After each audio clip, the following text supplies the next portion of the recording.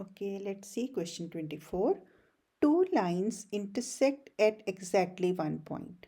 Okay, whenever there's a question of geometry, so it's always a best option to draw the figure first. So these are two intersecting lines forming two acute angles and two obtuse angles. So this one is acute and this one is obtuse, and this one and this one. These are obtuse angles. The measure of one of these angles is 9x minus 140. Now, it's not given that the acute one is this or the obtuse one is this. So we can take any.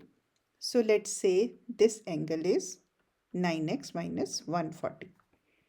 Which of the following could not be the sum of the measures of any of the two angles? Okay, so that means once we figure it out or what all the angles are, and then we will try every possible combination and check which is not the sum of the measures of two angles. Okay, so okay, first of all we can do vertical angles are equal. So angle 1 is equal to angle 2. These are vertical angles. So angle 1 is equal to angle 2. These are 9x minus 40. That is simple. Angle 3 is equal to angle 4. Again, these are vertically opposite angles, but we don't know the measurement of these. But we know one thing, that angle 1 plus angle 3 is going to form a linear pair, right? Yes, there are other options also, like 1 plus 4 is 180, 2 plus 4 is also giving us a linear pair combination, 3 and 2 is also giving us that. I am taking 1 and 3.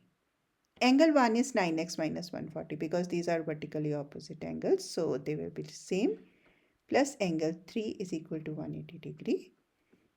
Subtracting 9x and adding 140 on both sides. So that is, what is that? That is 320?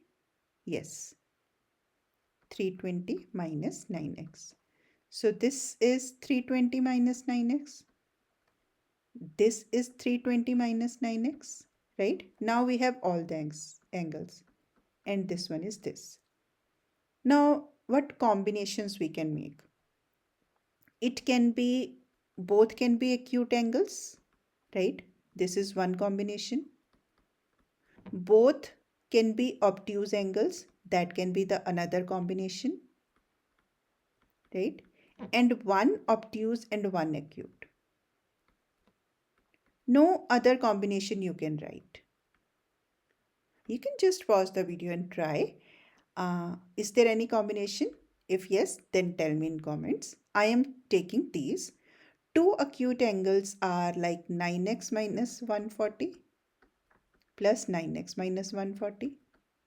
So this is 18x minus 280. Okay, this is sum of two acute angles. Let's do two obtuse angles.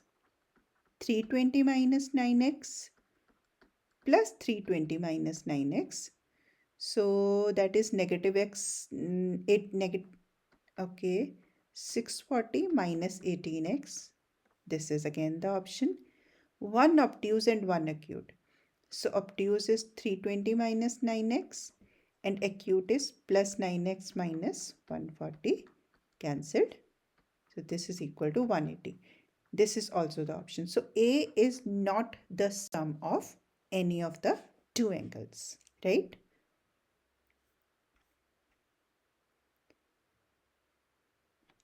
Question number 25. 2x plus 9y is equal to 7. Okay. The given equation is one equation in a system of two linear equations. Okay, so that is the first equation. This is what they mean. That is the first equation. If the system equation has at least one solution, which of the following equations could be better equation in the system? Now, when it says at least one solution, and when we have a system of linear equations, we have these options: no solution, right? And one solution. And third one is Like, because it is saying at least one solution, so one solution is a part of our answers, and then infinite many solutions. These are the three options, right? Why there are three options? Why there is no such options of two solutions and three solutions? Just think about it. And this is infinite many solutions. And if you do not get the idea, just comment me. I'll tell you why we are taking no solution, one solution, and infinite many solutions. Now we have a way. Here equations are given, graphs are not given, right? If graphs are given, there is another way to check the answers.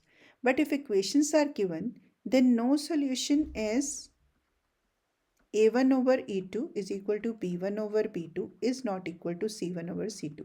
We find the ratios, right? One solution is when a1, and I'll tell you what this a1, a2, b1, b2 is. a1 over a2 is not equal to b1 over b2. And when it has infinite solutions, then a1 over a2 is equal to b1 over b2 is equal to c1 over c2. Now let's see what are these. One of the equations is 2x plus 9y is equal to 7. Okay. Now these equations are not like they are in decimals. So let's use some guts to make them the simplest ones. First equation. What if I multiply this whole equation by 10, right? Okay, let's write it here. So this equation is 3x plus 13.5y is equal to 10.5. We have a decimal, right? We can make it simple. Multiply both sides by 10. That will be 30x plus 135y is equal to 105. Now all these are can be divided by 15. So 15 twos are 30, 15 nines are is equal to 7. Now see this equation and this equation, they are same. And when these two equations are same, they are going to tell us they are telling us that this system has infinite many solutions because basically the equations are same. So that means this equation is yes. That is the part of our answer. Now let's see the second equation. Second equation is 3x minus 13.5y is equal to 10.5. So again we are multiplying it with 10. So that is 30x minus 135y is equal to 10.5. Again divided by 15. So that will be 2x minus 9y is equal to 7. Now this equation. This is our first equation. So a1 is 2, b1 is 9 and c1 is 7. a2 is 2, b2 is negative 9 and c2 is 7. If I find a1 over a2, so a1 over a2 is 2 from here, 2 from here, 2 by 2, which is 1. And b1 over b2 is, b1 is 9 and b2 is negative 9, which is negative 1, right? So as you can see, a1 over a2 is not equal to b1 over b2. That is why it will have one solution.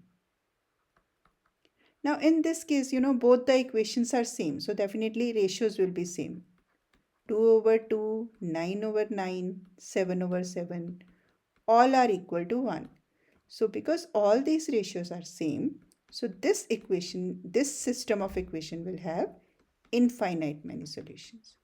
Now our question is asking for at least one solution. So both the conditions will be, are in favor of the question. So that means 1 and 2 both. C is the right option, right? Just go with the concept. Make a rule book. Write all the rules in that rule book, right?